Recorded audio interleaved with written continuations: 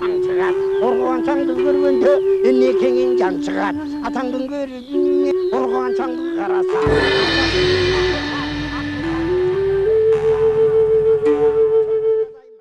Assalamu alaikum урматтуу телекөрүүчүлөр, кайрадан сиздердин назарыңыздарга Башканы коюп Манастайт теле берүүбүздүн кезектеги чыгарылышын тартуулайбыз. Бүгүн биз студиябызга академик философия илимдеринин доктору Аскар Чукутаевич Какеев агайды чакырганбыз. Ошондой эле философия илимдеринин кандидаты Ишеналы Арабаев атындагы мамлекеттик университеттин проректору Эмиль Жангорозович Каниметов мырзаны чакырганбыз. Куш келипсиздер агайлар биздин студиябызга. Урматтуу телекөрүүчүлөр, мына бүгүн биз ошол Кыргыз мамлекетин Советтер Союзунун убагында алгачкылардан болуп түптөгөндөрдүн бири советтик мамлекеттик кызматкер Жусуп Абдрахманов тууралуу сүйлөшөлү деп чечтик. Белгилүү советтик мамлекеттик ишмер Жусуп Абдрахманов 1901 жылы Ысык көлдүн ак суусундагы Чиркей айылында Манаптын үй бүлөсүндө туулган.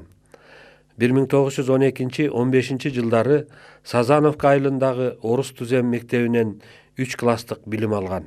1915-1916 жылдары Каракол шаарындагы жогорку башталгыч училищесинде окуган.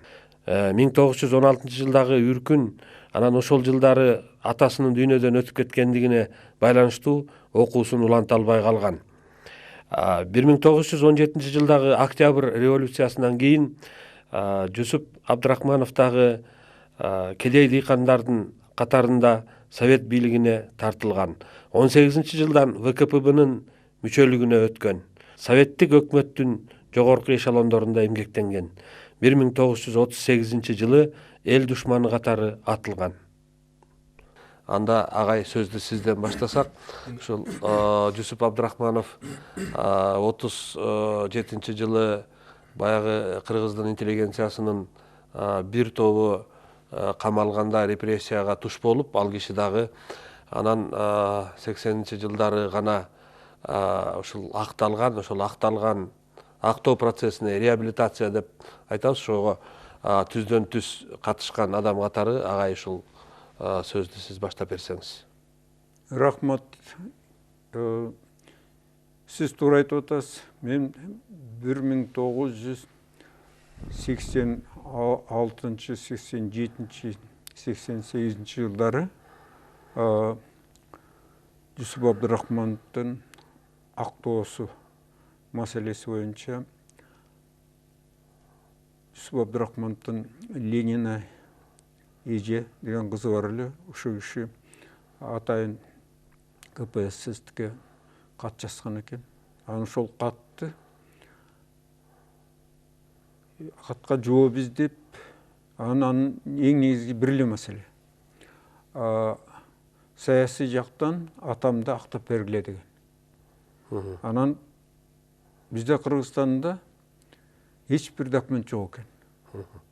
Анан ушул жерде бир ой, ушул мезгилде Абсамат Масалиевич биринчи катчы болуп калган. Анан ушул кишинин колу коюш керек экен. Мисалы үчүн республикадан тышка катчы жөнөтүлсө, анан Абсамат Масалиевич ошого кол коюп берди. Ал катта мындай деп жазылган. КПССтин алдындагы парткомиссия бар эмес беле, илгерки. Ошол парткомиссиянын намына эгерде кандайдыр бир материалдар болсо, ошону биз менен бөлүшсөңөр деп өтүнүч чыгат. Анан мындай жалгап бир 2 айдын ичинде келип калды. Анан момундай кирпичтей кыштай болгон мындай эме келди, бандерол. Анын ошонун ичинде мен өмүрүмдө биринчи Жусуп Абдрахмановдун күндөлүгүн окудум. Анан кийин Сталинге жазган каттары, анан 1916 жылкы кыргыздардын көтөрүлүшү жөнүндөгү макалалар. Анан Ленин менен жолуккан адам бул киши. Анан Ленин менен жанагы аңгимелешкени. Анан ушуну тактап айтканда, мынабу менин издегеним о акташ үчүн кандай далилдер керек. Анан дневнигинде эч нерсе жок экен. Анткени ал кишини улутчул деп, буржуазиялык улутчул, анан кийин тиги башка чет мамлекеттердин шпиону дегенге чейин ар түрдүү bunun баардыгы ойлоп табылган жанагы күнөөлөр да. Анан дневнигинде эч кандай эме жок экен. Бир гана Каганович жөнүндө айткан сөзү бар экен. Лазарь Моисеевич жөнүндө мынау еврей эли Лазарь Моисеевичтей кишилерди берген, бирок андан да жакшы кишилер болгон. Анан бирок алардын ичинде ушу Кагановичти берген деп. Эмне үчүн мындай кичине терс мындай бир мүнөздөмө берген? Көрсө, мынабу Фрунзе, Кант, Токмок темир жолун жана 5 жылдык планга киргизиш керек экен. Аны ошондо Каганович казактарды колдоп кеткен экен. Ошондо мындай темир жол мындай болуп калып атпайбы? Луговойдон Шу станциясына кетет, андан ары Алматага кетет. Сунуш мындай болгон. Фрунзеге азыркы Бишкекке келип, андан Чууга барып, анан тиги Алматага кетсе, анда биздин борбор шаарыбыз темир жолдун жанагы эмесинде тутумунда болмок.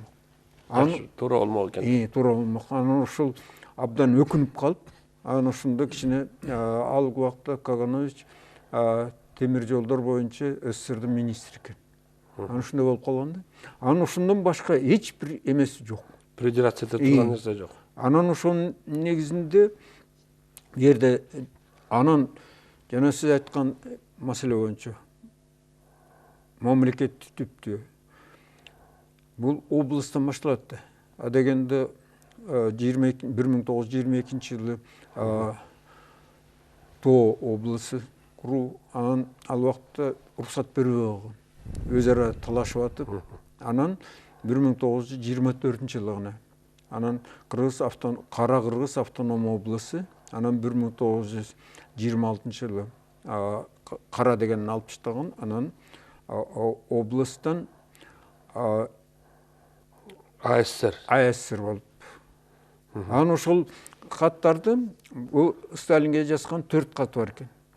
Анан ошол 4 катта биринчиси биздин областты АССР кылыш керек деп, ал сунуш өтөт.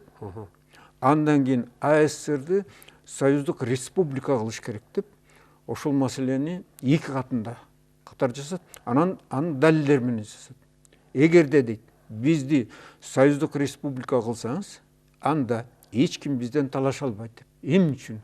Биз ал убакта Сталин конституциянын эмеси талаптары бар эле да. Анын ичинде эгерде кимде ким союздук республика болот, анын биринчи кезекте 51 миллион болуш керек. Экинчиден жери чет мамлекет менен жалпы чегарасы болуш керек. Анан кийин өзүнүн тили болуш керек, экономикасы болуш керек, маданияты болуш керек. Баягы Сталиндин 4 талабы бар да, ошол боюнча.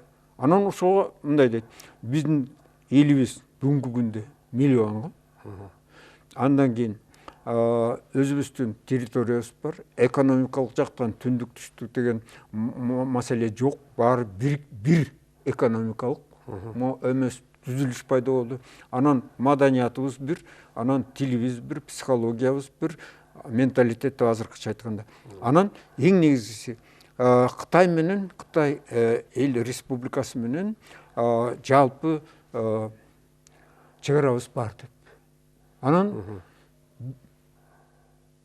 ушунун бардыгын далилдегенден кийин Сталин баягы 36 жылкы конституциянын мезгили келет. Анан биздин союздук республика болуп калышыбызды мынабу каттардын өзгөчө орду бар. Орду бар.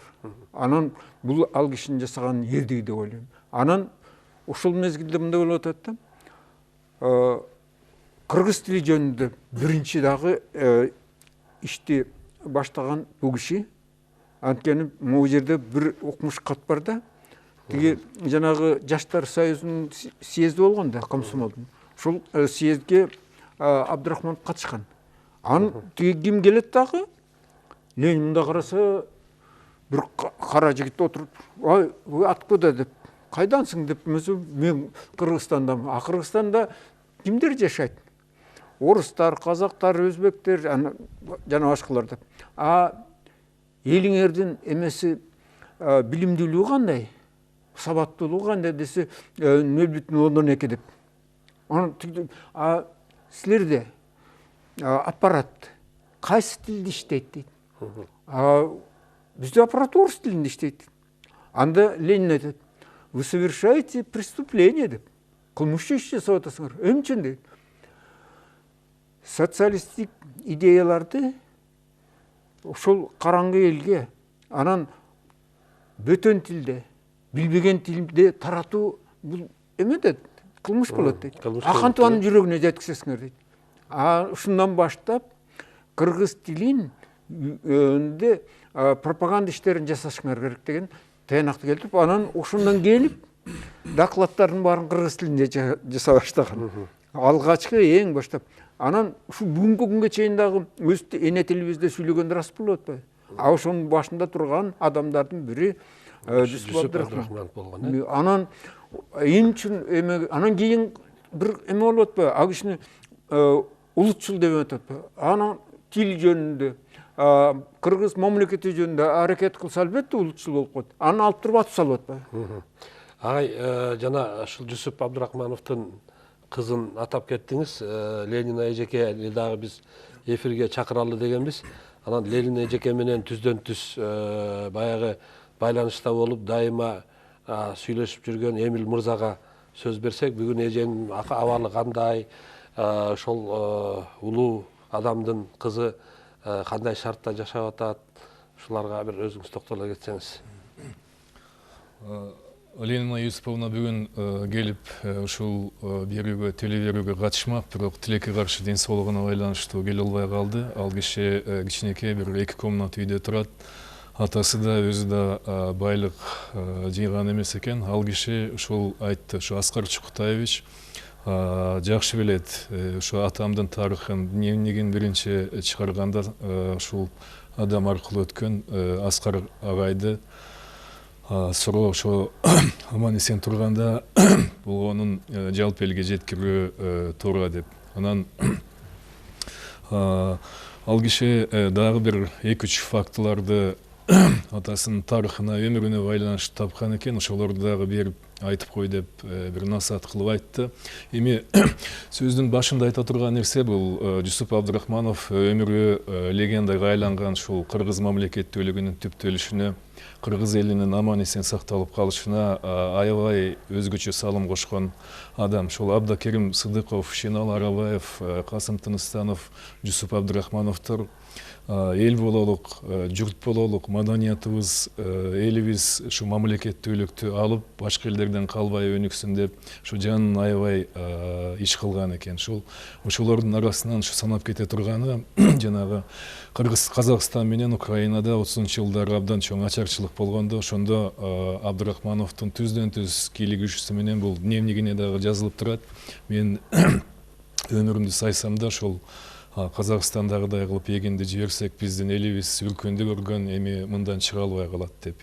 Аскар Чукутаевич агайыбыз ушул постановлениясындагы таап бул жерде дагы турат. Ошондо Жусуп Абдрахманов ошол эгинди Москвага жөнөткөн үчүн деген статья менен айып коюлуп, кийин атууга кеткен экен.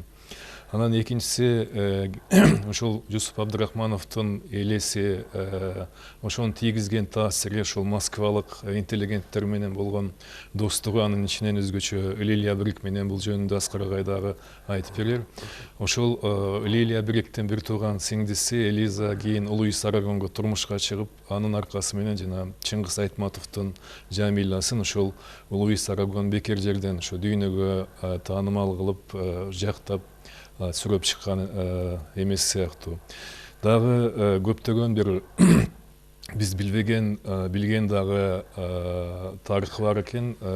Анын бири ошол Ленина Юсуповнанын айтуусу боюнча 25-жылы бул Жусуптун официалдуу расмий өмүр таржымалын алып карасак, ал жерде жок. Ошол 25-жылы бул Бишкек Фрунзеде Кыргыз өкмөтүндө иштеп турган Жусупту Совет өкмөтүнүн жетекчилиги алып барып, Иранда, азыркы Тегеранда Шах менен Совет өкмөтүнүн түздөн-түз келишим түзүшүндө пайдаланган экен. Бул Касым Тыныстановдагы, Карасаевдер Иран фарсы тилин жакшы билген адамдар болгон экен. Ошондо америкалык жана англиялык компаниялар менен нефти чыга турган жерлерди алардыга берип, келишим түзгөнү турган Шах өкмөтү кийин ал келишимдерден баш тартып, Совет өкмөтү менен кызматташа баштаган. Ошол 25-жылдын аягында Жусупту ошол жерден өзүн көрсөткөн үчүн дегендей кылып айтат. Ленина Юсуповна кийин Москвага түз алып барып, ошол СКда ал кезде казактардын орусча билген мындай мыкты адамдары иштесе, Москвада Турар Рыскуловго окшогон кыргыздардан адамдар жок эсе болгон, саналуу. Ошо Абдыкерим Сыдыковдор биякта жүрөгү күйүп, баарын пландап иштеген менен ал жерге тили, ою жетпей турган ушу Жусуп Абдрахманов ошол жерге түздөн-түз байланыштырган. Аскар агай айтып кетти жанагы чегара маселе боюнча бир топ варианттарды сунуш кылган экен. Анын ичине тоолуу кыргыз автономиясы деп азыркы биздин Тажикстанда бөлүнүп калган кыргыздарды да кошуп бир чоң проектти долбоорун беришкен. Кийин ушул Ысык көлдөн Аралга, Каспийге чейинки жерлердин баарын кошуп бир мамлекет, республика кылабыз деп проект берген экен. Ошондо жанагы агай айткан баардык чегара чет өлкөлүк мамлекет менен кесилиш керек, экономикалык жактан башка. Ошондо маданият боюнча сунушунда кайдан бул Каракалпак, Казак баарын бириктирип алып бир мамлекет курасың десе, ошол булар маданият жактан бир эл, мына Манас биякта да баардык жерде билет. Булар менин түшүнүгүм боюнча ошол бизде байыркыдан келаткан ошо Манаска окшогон элдик маданиятты, рухун абдан терең түшүнгөн. Ошол эле кезде орусчадагы Совет өкмөтүнүн жаңы идеологиялык багытындагы терең өздөштүргөн, ошону өздөштүрүп, ошол башын сайып аракет кылган адамдар болушкан. Агай, мынакей ушул Жусуп Абдрахмановду баягы актоо процессинде сиз ошол архивдик документтерди, анан баягы КГБнын материалдарын баардыгын тең изилдеп туруп, ошонун негизинде момундай бир китеп кылып чыгарган экенсиз. Анан эми бул китеп бир нече жолу басылып чыкты да. Анан негизинен ушул Жусуп Абдрахмановдун кылган эмгеги ушул 80-90 жылдарга чейин негизинен баардыгы баягы жабылуу бойдон эле келген да. Интеллигенция деле эстеген эмес бул кишилерди. Анан ошондо баягы Компартиянын убагында бир топ эле кыйынчылыктар болсо керек муну актоодо деле. Себеби партиялык жетекчилер деле баягы өздөрүнүн бир позициясын коргош үчүн бир каршылыктар болсо керек. Ушуларга да токтолуп айтсаңыз. Бир тактоо. Мынау китептин биринчи басылышы 4 адамга чыкканбыз. Ал азыркы биздин Улуттук илимдер академиясынын мүчө корреспонденти Жунушалиев Жеңишбек Жунушалиевич, анан кийин Семенов Иван Ерофеевич, анан бу жерде мен бар элем, ал убакта ЦКнын өкүлү, мына Богуреке. Анан кийин берки фамилиялар, биздин фамилиялар түшүп калган. 2 гана кишинин аты менен чыккан. Анан мынау Жаңғырос Ханиметов Моуреки эмен биздин ал убакытта депутат болуп Үскөл фондусу Моуреки экинчи здание, экинчи болуп чыгышы. Аны шуну мен көрсөткөм мына. Шунду бөлүм башчы деп, анан кийин Какеев деп, анан биягы Семенов, анан Жүншалиев, анан Исмаилов. Анан 4 кишинин аты менен чыкканда, бул мында бир гана сунуш болгон. Акталсын деген. Орусчасы мындай деп жазылган да. Считаем возможным реабилитировать Абдрахманова Юсупа в партийном отношении, в скобках, посмертно. Анан бул сунуш 1988 жылы Кыргызстан Компартиясынын бюросунун 29 декабрда мына ушул эмеде Абсамат Масалиевичтин колу мына Моурекинде деп мындадым реабилитировать Абдрахманова Юсуп в партийном отношении посмертно деп кол койгон. Анан ушунун өзү менимче бир ошол мезгилдеги бир жеңиш, анткени секретно номеру 02 деп эметилген. Эми албетте буга жетиш үчүн абдан бир топ иштер болгон. Ал убакыт эми алардын баарын айтып отуруда эң негизгиси акталды. Аны ошондо Ленина эжеге мына так акталды деп, анан ошондон кийин анан бул киши жөнүндө мүмкүн болушунча мына дневниктерин, күндөлүгүндөгү ойлорду, анан жанагы Сталинге жазган каттарын баардыгын анан кеңири анан тарата баштадык. Анан өзгөчө мен тиги Владимир Ильич Ленин кыргыз тилин окуунун зарылдыгы жөнүндө деп дагы бир макала жазып алдым. Анан Лениндин өзү айтып атса, анан кийин эмеге анан кийин келгенде өзү жашоодо ар түрдүү болот экен. Анан бүгүнкү күндө эми мына мен азыр дагы бир нерсени айта кетишим керек. Академик Плосков Владимир Михайлович менен иштеп атам. Мына Лили Брик деген жаңы китеп мына. Лили Брик жена командиры 1930-1937 жылдар Астанадан чыккан. Анын автору Анатолий Валюженич. Мындай чоң китеп. Анан ушул китептин мынау 474 бетинен баштап Юсуп Абдрахманов жөнүндө толук информация берген. Анан кийин муну азыр буюрса китапканаларга беребиз. Анан бул киши Анатолий Васильевич Валюженич дагы бир кол жазма жибериптир. Они были расстреляны деп. Анан бүт атылган, бу жерде 3 атылган адам жөнүндө мына Юсуп Абдрахманов биринчи кетет, анан Марина Атансон, анан Примаков жөнүндө. Анан мына бирки менин колумдагы кагаз эме деп жаздык, журнальный вариант деп. Анан бизде момундай журнал чыгат, Диалог цивилизации деген. Анан ушу журналдын быйылкы 2015 жылкы чыга турган биринчи санына чыгып атат. Ушул эме анан буга мен өзүм баш сөзүн жаздым. Өзү эл ичинде дагы бир топ эмелер баягы каңырыш сөз катары дагы айтылып жүрөт да. Ошол Примаковдун энеси Натансан менен Юсуп Абдрахманов жакшы мамиледе болгон экен. Анан ал киши ошол ЦИКте иштеп, тиги Центральный исполнительный комитетте. Анан ошол кыргыз мамлекети болгонго дагы Калинин менен чогуу иштегендиктен ошол документтерди киргизип берип жардам берген экен деген сөздөр айтылып жүрөт. Шунун канчалык чындыгы бар агай? Мындай эми Примаков жана бер жакта академик Примаков менен аралаштырбаш керек. Евгений Максимович Примаков академик экономист ал.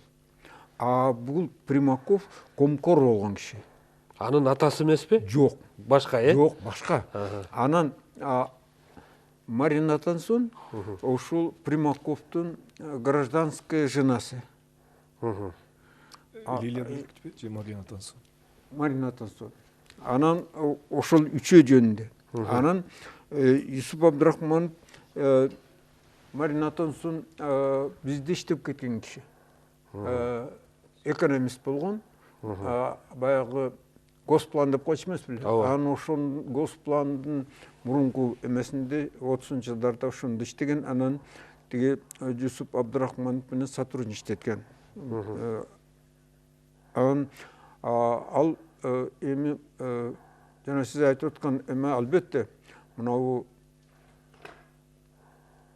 Эмилжан Курозович айткандай жанагы Москвадагы билимдүүлөр, алардын ичинде мынау мындай да Лили Брик болсо, тиги Маяковскийдин аялы да жарандык аялы. Анан кийин Лили Бриктин үйүндө бүт эң бир атактуу адамдар чогулуп турганда, анан ошол алардын ичине буларга ошол кечелерге Маяковский албетте, Луначарский, Эйзенштейн, Луи Арагон, анан дагы бир топ кишилер. Анан ошол эменин ичинде Юсуп Абдрахманов да катышып жүргөн. Анткени Кыргызстандан Москвага жанагы темир жолдор боюнча, анан 5 жылдык пландарды бекитүү боюнча командировкага барып турганда. Анан ошол командировкада барып, анан ушул Маяковскийди жана Лили Брик өткөрүп турган кечелерге катышкан адам. Анан Маяковский кайтыш болгондо, ошонун зыйнатына да катышкан киши. Анан ошол сүрөттөр да бар. Анан жанагы кино кадрлар бар, ошондо тиги табытты кармап басып бараткандардын ичинде Юсуп Абдрахманов да бар. Анан ошол эмеде мен да бир мынау «Диалог цивилизации» деген журналга да бир илгери макала жазгам. Ал орус тилинде Юсуп Абдрахманов и московский интеллектуалы деп. Анан ошолор жөнүндө, анан албетте мындай да, эгерде Юсуп Абдрахманов билимдүү болбосо, маданияттуу болбосо, болгондо дагы эң жогорку маданияттуу болбосо, ал жанагы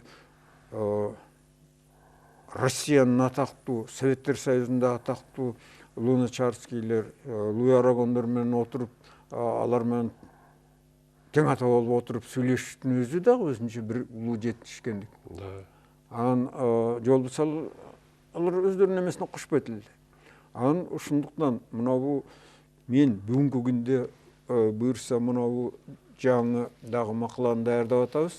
Кириш сөзүн жазып койдум, мына 2 бет болгону.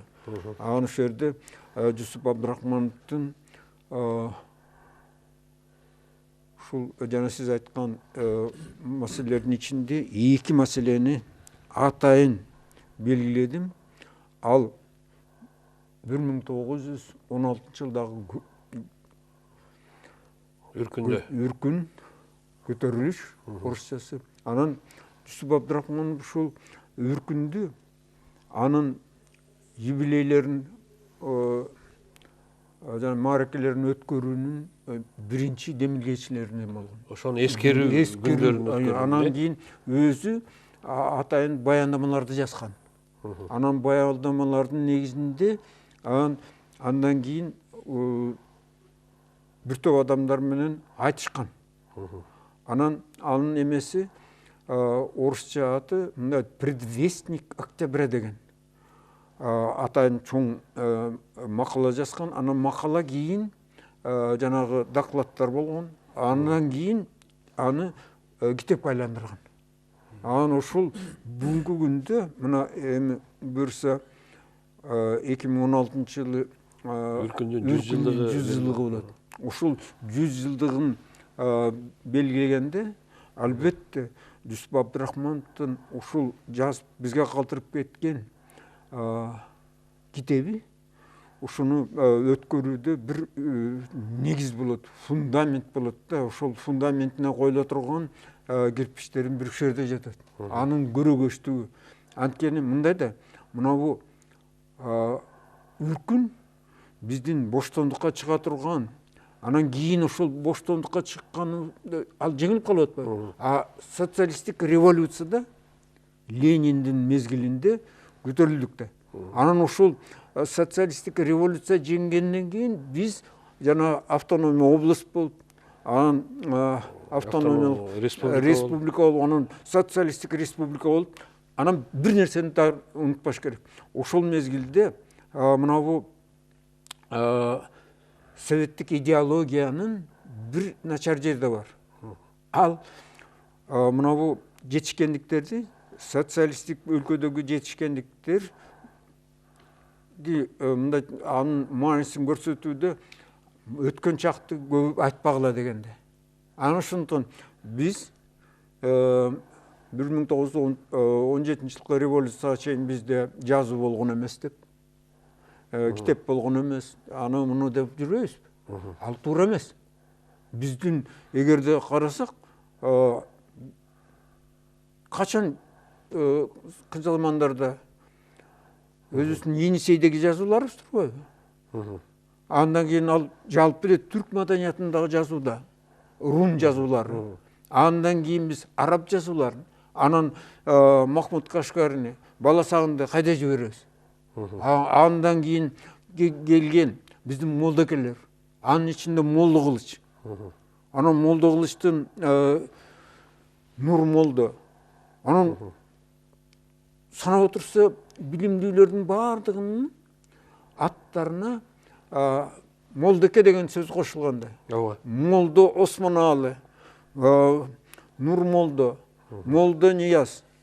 Анын баардыгы Молдо Ишеналы, Арабаев. Анан кийин булардын баардыгы революцияга чейин эле китеп чыгарган кишилер. Арабаевдин китеби 1917 жылга чейин эле чыккан. Молдо Кылычтын 11-жылы чыккан. Казанда, Уфада. Анан Нур Молдо жазып атпайбы? Китеби чыгып Казандан жүрүп туруу базары деп. Ой, анан укмуш нерселер. Бирок биздин эмеде тарыхты кичине бурмалап салышкан. Революцияга чейин бизде жазуу болгон эмес деп. Албетте система кийин болду. Окуу системасы, окутуу. Анан кийин биздин эмеде мындай болуп атпайбы? Араб арабинен биз кийин латынга түштүк. Латындан кириллицага түштүк. Анан ушунду улам эме болуп кетти да. Татаалдашып, анан мынабу биздин бүгүнкү күндөгү бир жетишпеген жерибиз, араб тамгасын билбейбиз. Биздин Кытайдагы замандаштарыбыздар, олар бизден ашып кетип атпайбы? Ал жагынан. Ал жагынан. Анан кийин жана Аманасты чыгаруу аяктан Жүсүп Мамайдын эмеси. Агай, ушул жерде дагы бир суроо да. Мисалы үчүн ушул Жүсүп Абдрахманов ошол кезегинде өзүнчө автономиялуу область болуп, Кыргыз өзүнчө советтик мамлекеттин алкагында өзүнчө бир түтүн булата баштагандан кийин Кыргыздын ошол азыр сиз айтып атпайсызбы, мурункуларга карабаш керек деген саясат болгон. Бирок ошол эле мезгилде 22-жылдан баштап Кыргыздын адабиятынын туу чокусу болгон Манасты жаздыра башташкан да. Бул жерде Ибраим жана Акмолдо Ибраим Абдрахмановго, ошондой эле Касым Тойчинов деген дагы бир топ, Каюм Мифтаков деген агайлар ошол элди кыдырып, манасчыларды, жомокчуларды баарын жаздырып баштаган да. Анан ошолорго дагы Жүсүп Абдрахманов түздөн-түз катышкан. Анан катышканда дагы мындай эмелер бар. Манасты жаздыруу боюнча Касыкем да көп нерсе алган. Касым Тыныстанов ал убакта эми гостиницада тар болгон. Анын үйлөрүн алып келип чакырып, анан кийин аларга Манас айттырган. Анан ошондо дагы бир нерсе бар. Мынабу Лениндин ою мындай болгон. Социалисттик идеяны кыргыз тилинде элдин арасына кеңири таратыш үчүн акындарды пайдаланыш керек деген. Акындардын бардыгын чогултуп, анан алардын ырларынын баарын кагазга түшүрүш керек деген. Анан ошол мезгилде Манастагы Семетей Сейтекти баарын түшүрө баштаганда, анан манасчыларды да чогултканбыз. Биздин аталар чогултканда. Албетте тиги бул Жусуп Абдрахманов негизги ролду аткарган адамдардын бири. Анан мына бул биздин азыркы президентибиз Алмазбек Шарчанов Атамбаев жашап аткан резиденцияда жүрбөйбүзбү? Резиденция ошол мезгилде да болгон да. Ошол жерде эле болгон. Жусуп Абдрахманов ушу резиденцияга тиги айдан келген монастырларды алып келип, ошолорду мына бул Москвадан баягы 1939-жылы декада болгон да. Кыргыз адабият менен тиги искусствосын. Анан ошондо жана Власовду, Ферени тиги Москвадан чакырып келишкен да. Анан ошондо Манас тиги операсын, Айчаров операсын эме кылганда, даярдаганда, анан Москвага опера алып барабыз дегенде. Анан ошондо аларды жаздырышкан да. Анан ошондо Власов бирге келип Москвада иштеп аткан экен да. Анан ал жана бөлүм, искусство бөлүмүнө сен эмеге барасың дептир. Анан бирге келсе барып опера жазып даярдап кел деп. Тияка операсы болбойт, Большой театрга, СССРдин Большой театрына бир эле концерт менен барганда болбойт. Анан жана ажал ордуна бүт баары жазылып, анан ошондо Власовдун бир айтып кеткендери бар. Ал мага дейт бүт ушу госрезиденцияда азыркы жашап атчымын дейт. Анан ошого мени монастырларды алып келип айттырчу дейт. Анан ошондо дагы азыр жана кыргыз бий болот, кара жоргону бий. Анан ошо кара жоргону ошол жерде дагы эмеге келип билетип беришкен да. Талма бийди. Талма бийлерди. Аны ошол жанагы агай Баял Исакеев тиги Бухаринге кыргыздын бийи барбы дегенде бийлеп берген экен да. Кийин ошол дагы анын бир күнөөсү катары эми тиги жин бий деп кичине шамандарга байланыштырып анан эметип койгон да. Анан ошол жерде бир эме бар, ал бул советтик идеологиянын эмеси да. Анан ошо балеттерди, бийлерди алар көбүнчө мындай ойлоп табышкан да. Тиги эмгектер менен байланыштырып. Анан жана жүн сабатып, ий кийдирип, анан ушундай бийлер болуп атпайбы? Анан кийин тиги Игорь Моисеев юрта деген, бозу деген бийди жасаганда, аны негизинен ошол кээ бир элементтерди гана киргизген да. Анан мунун өзү ошол жерде бир абдан укмуш маселени көтөрдүңүз. Мына бул биздин Кытайдагы кандаштарыбыз, бир туугандарыбыз ушул бийлерди сатып калыптыр да.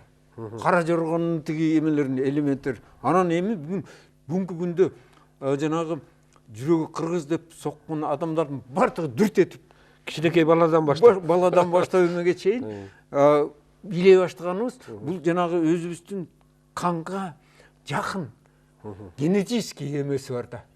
Анан ушуну эме кылуу бир менче ушулардын баарынын башында турган көп аталарыбыз, анын ичинде албетте Жусуп Абдрахманов дагы өзүнүн орду бар. Анан ошону биз дайыма унутпашыбыз керек. Туура агай.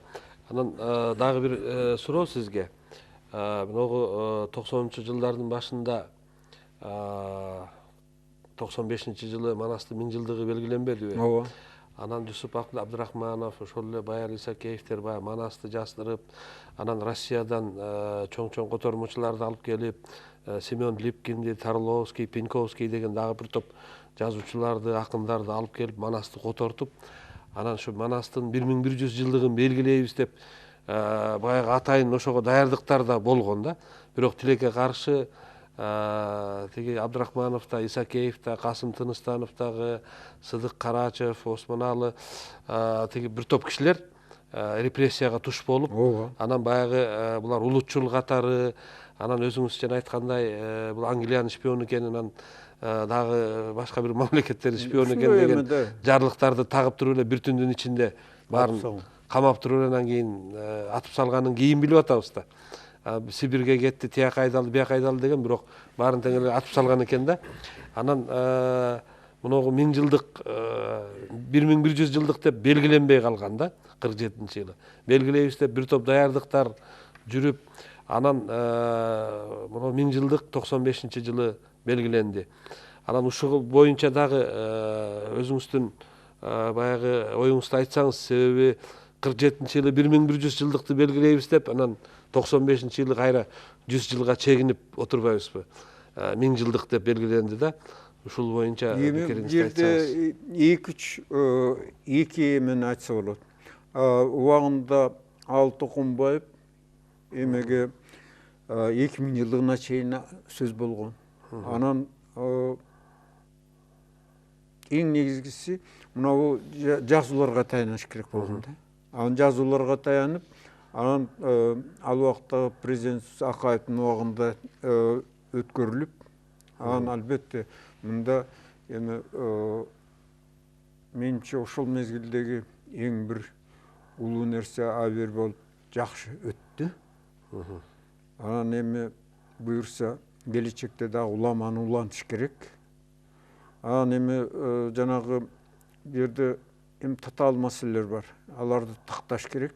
Анан бүгүнкү күндө менимче биздин Кытайдагы кандаштарыбыз мисалы үчүн Макеле Өмүрбайларын издеп аткан акыркы мынау издөөлөрү биздин тарыхка жаңы нерселерди алып келип атат. Анан кийин Жусуп Мамайдын жасаган иштери, анан буларды тактоо жүрсө, анан өткөн жолу бизде эме болуп атты, баягы биринчи канал боюнча анда Макеле Өмүрбай жөнүндө дагы ошо тиги Жусуп Мамай жөнүндө анан жердеги Одан деп коет экен да тигилер. Одан Манас Оданы, анан кийин Дария турат. Анан ушулардын баардыгы өзүнчө бир керемет нерсе болуп атат да.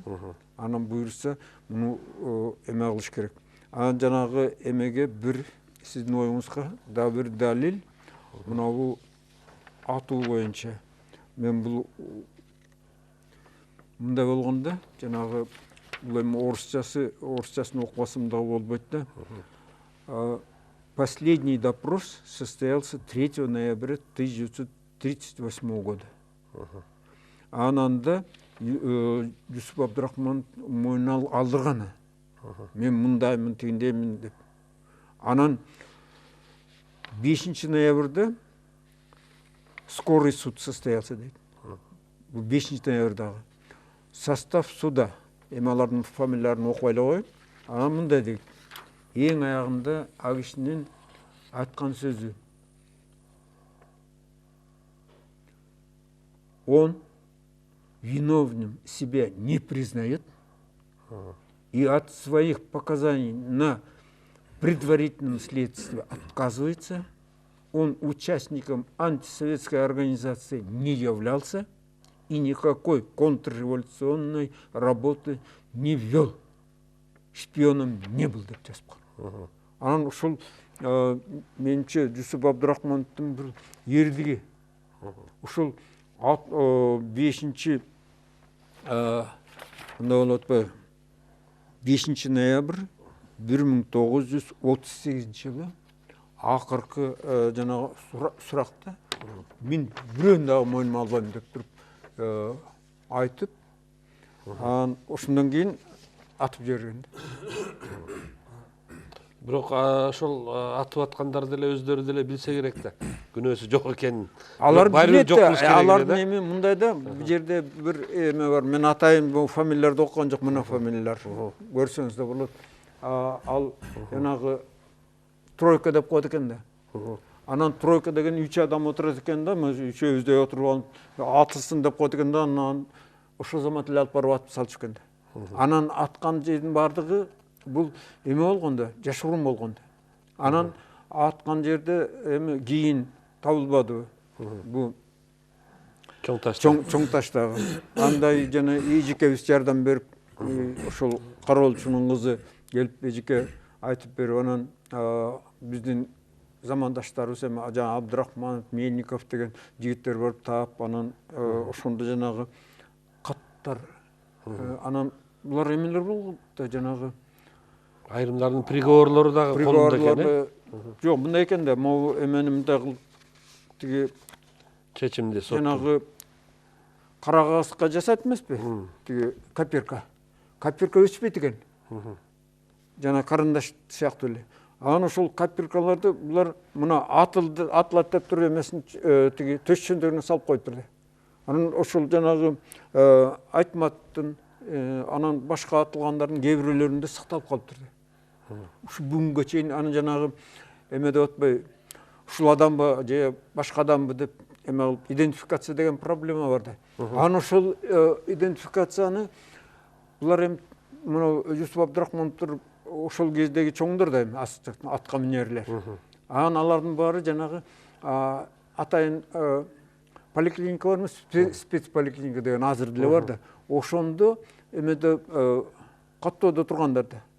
Анан аерде канча тиши бар, тишинин эмеси кайсынысы жасалма деп анан жана искусственный тиштери бар да, темир тиштери. Ошолордун баары боюнча эмеге салыштырат экен, тишинде жазылуу да. Анан ошонун баарын тактоого жана аныктоого чын менен эле ушул кишиби деп ошонун бардыгы бул сүрөттөрдө да бар, могу китептерде. Идентификация атайын жасаган эмелерди. Анан бул эми бул өзүнчө бир сүйлөшүү болот, тема, анын жөнүндө кетсек өтө эле алыска кетип калабыз. Бирок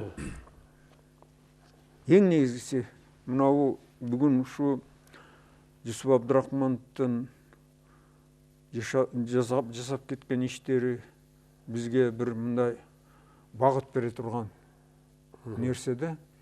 Анан мынау Эмилжан Курозович менен жолдо келатканда Фридрих Ницшенин воля к власти дегенде эмени карап, анан кийин мынау бийликке умтулуу, анан бүгүнкү күндө да өзгөчө. Ошол эле мезгилдегидей. Анан жанагы эмелер бийлик талашуу, орун талашуу, анан мынау депутаттар, анан бул өзү такшалуу. Мынау көп кишилер такшалуунун негизинде анан сурулуп чыгат да. Анан ошондо мынау Жусуп Абдрахманов деп болгон кишилер чыгат. Анан мынау бирки бүгүнкү күндө дагы мынау депутаттарыбыз катуу иштеп атат. Анан кийин мынау чиновниктерибиз деп атпайбызбы? Булар бийликтеги биздин акимдерибиздин бардыгы ушундай эме болот да мына. Анан эң негизгиси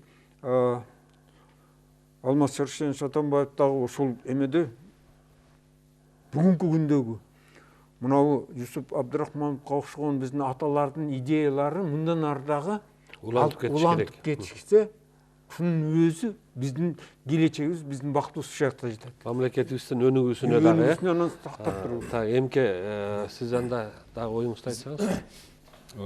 Жолдо келат ушу Аскар агай менен жана Ницшенин идеялары, ушу сверхчеловек деген жөнүндө сүйлөштүк. Аскар агай менимче мамлекеттик ишмерге катары баалаган ушу философ катары баасы андан да жогору сыяктуу. Ушул Ницше чын эле сверхчеловек идеялары ушул кыргызды сүрөттөп жазып аткандай Элес калтырат, Манасты карасаңыз, кыргыздын маданиятын, ушул маданияттын уюткусу болуп турган жанагы бийликке, эркиндикке мындай бир масштабтуулукка умтулган идеясы ушул элге мүнөздүү. Анан Жусуп Абдрахманов да ошол менталитетке тиешелүү эң бир жакшы сапатты абдан кыйын учурда кырдаалда сактап, ошону жаңы заманда уютку кылып бекитип бир образды түзүп кеткен адам экен. Бул адамдын жанагы Аскар агай таап чыккан Москвадан алган дневниги оригиналы, жанагы өлөр астында мен бардык мурдагы берген көрсөтмөлөрүмдөн баш тартам деген каты ошол Лина Юсуповнада азырда сакталып турат. Ошол катын Москвадагы музейге алып кетти дейт. Калган документтеринин баары ошол жерде. Ошол жердеги бир маселе, ал өзү дагы бир насаат кылып ушуну айтып койсоң деп табыштап жиберди эле. Жана Зайнидин Курманов агайыбыз ошол Жусуп жөнүндө жазганда аягында ошол таблетка менен следовательди башка коюп анан аракты ичип туруп ошол жерден атып салган дегени андай эмес дейт. Ушул бул Аскар агай айткан вариант боюнча ушунусу туура. Ошону ар кандай бурмалоо болбош үчүн бир элге жеткирип айтып кое турган нерсе деп айтты. Анан Жусуп Абдурахманов жанагы Белик Султоноевдин Кызыл Кыргыз тарыхында дагы бар. Ошол орус карательный отрядтары келгенде бүт үй бүлөсүн кырып атканда иниси токону мойнуна мингизип алып карагайдын арасына кирип сакталып калды деп. Ошол үй бүлөдөн калган дагы бир кичинекей кызды багып алып өстүрүп, анын ошол Ишембай Абдыразаковдун энеси ушу Жусуп менен туугандыгы ошондон экен. Анан бул адам чындап ушу бийиктикке өсүп чыгып, өз күчү менен орусча, фарсча, башка тилдерди өздөштүрүп, азыркы замандын адамын айланып ушул Маяковский, Москвалык мен деген интеллектуалдык, дүйнөлүк деңгээлдеги адамдар менен байланышканы дагы ушул Линна Юсуповнада документтер аркылуу бар экен. Маяковский менен Маяковский, Лилия Брик менен тиги Жусуп Абдурахманов аялы төртөө бирге сүрөткө түшкөнү, Маяковский өзүнүн атынан бир тапанча белек кылыптыр жазуусу менен. Ал дагы азыр белгисиз дейт, бирок мындай тыгыз байланышта болгону көрүнүп турат. Муну эмгиче ошол адамдардын бир чөйрөсүнөн тараган бул Валюжный ушундай адамдар эмгиче аларды унутпай жазып атат. Ошонун арасында дагы Жусуп Абдурахманов эскерилип жүрөт. Мурда булар муну казак деп жазышчу Жусупту. Анан бул Аскар агай өзү кийлигишип андай эмес, бул мындай бияктан мындай биздин адам деп булар менен кат жазышып макалаларын жарыялагандан кийин эми азыр бул кыргыз экен деп таанып калышты.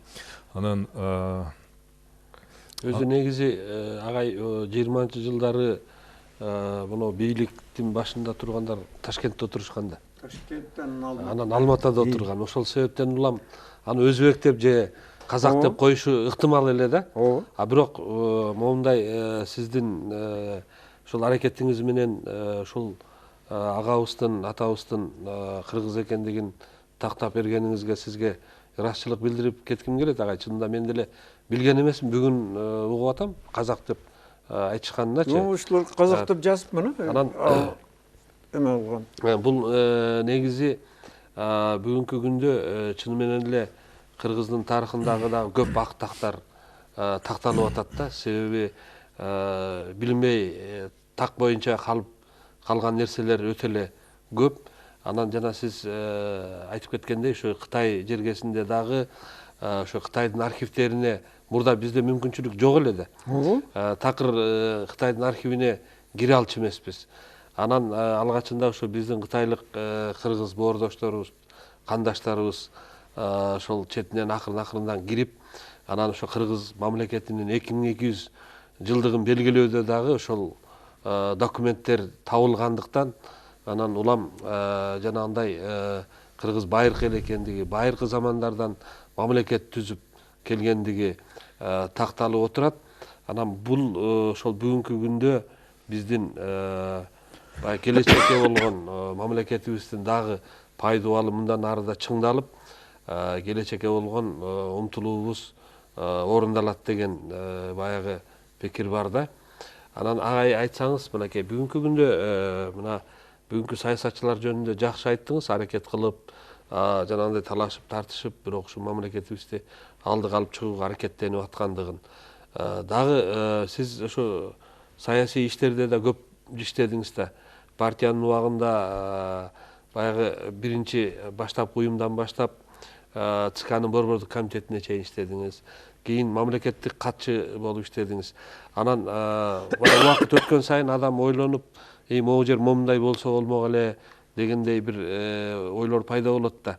Бүгүнкү күндө биздин мамлекетибизди алдыга алып чыгуу үчүн дагы эмне жетишпей атат сиздин көз карашыңызда? Мен көз карашым боюнча мынау коммунисттерди сындап жүрбөйбүзбү?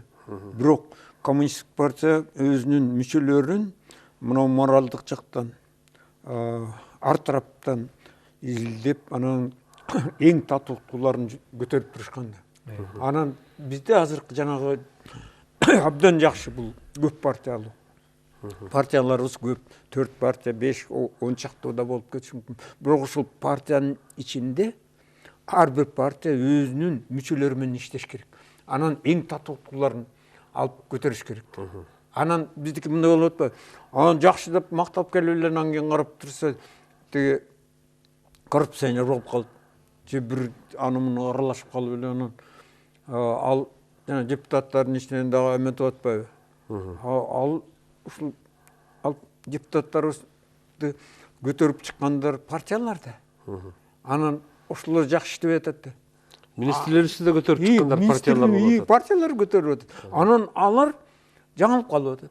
Алар тиги өзүнүн мүчөлөрүн электен өткөрүп, анан аябай эң мыктыларын алып туруп министрликке сунуш кылып, депутаттыкка сунуш кылып, анан тиги акимдерге сунуш кылса, бул абдан туура болот да. Ушул жагынан бир аз эме болуп атат. Эми партиялар буюрса, эми мындай бир алар да бойго жетиши керек да. Ушул жанагы тажрыйба алыш керек. Анан ошондо менимче оңоло баштайбыз. Анткени үмүт деген эме, анан канчалык бизде эми мындай болот атпайбы? Жана мигрант деген болот атпайбы? Анын мигранттарыбыздын ичинде мен баягы 5 каналдын мигрант деген эмеси бар, программасы. Аны ошондо тиги Париждеги биздин бир кыргыз жигитти көрсөтүп атат. Түркиядагы бир кыргыз жигитти көрсөтүп атат. Алар Түркиядагы жигит чоң бизнесмен болуп, анан колу бир топ узарып калган экен. Тиги Париждеги жигит болсо, жанагы Шанель деген духи чыгарган эме бар эмеспи, атырлар чыгарган. Ошолордо абдан чоң бир кызмат экен. Анан мунун өзү ушулар баары жана тандалып, эргелип, анан ушунун бардыгы кыргыз үчүн иштесе, ишибиз оңолот. Рахмат агай, туура айтасыз. Мына бүгүн биз ошол улуу инсан кыргыз мамлекетин мына 20-жылдын башында советтик кыргыз мамлекетин түптөөдө чоң эмгек жасаган, кыргыз тилин өнүктүрүүгө дагы биринчи кадамдарды койгон адам, ушу социалисттик революцияны ишке ашырган, анын теоретиги, алгачкы жетекчиси Владимир Ильич Ленин менен жолугуп, анан ошол киши менен баарлашкан, совет мамлекетин баягы тутамында бекем кармап турган Сталинге эч кандай тайманбастан каттарды жазып, ошо кыргыз мамлекетин момундай кылышыбыз керек, ушуга жардам бериңиз деп баягы каттарды жазган адам тууралуу сүйлөштүк. Анан агай чынында ошо биздин ушул Жусуп Абдрахманов, Касым Тыныстанов, дагы бир топ агаларыбыздын, Баял Исакеевдин аттарын биз эстеп, ошолордун эмгектерин эстеп турсак, келечекке болгон кадамыбыз дагы оң болот керек. Мына эмки жылы Кудай буйруса ошол Үркүндүн 100 жылдыгын белгилейбиз деп атабыз. Ошол жерде дагы ошол Жусуп аксакалдын, Жусуп агайдын жазган макаласы менимче сиз айткандай ошол белгилей турган иш чаранын пайдубалы болот деген ишенич бар. Убакыт бөлүп биздин студиябызга келип ушул агай жөнүндө айтып бергениңиздер үчүн сиздерге терең ыраазычылык билдиргим келет. Урматтуу телекөрүүчүлөр, бүгүн биздин студиябызда философия илимдеринин доктору, академик Аскар Чукутаевич Какеев агай жана философия илимдеринин кандидаты, Ишаналы Арабаев атындагы мамлекеттик университеттин илим жаатындагы проректору Эмил Жангорозович Ханиметов мырза болушту. Рахмат агайлар. Урматтуу телекөрүүчүлөр, ушуну менен бүгүнкү берүүбүз соңуна чыкты. Кийинки көрсөтүүбүздө жолукканга чейин аман туруңуздар.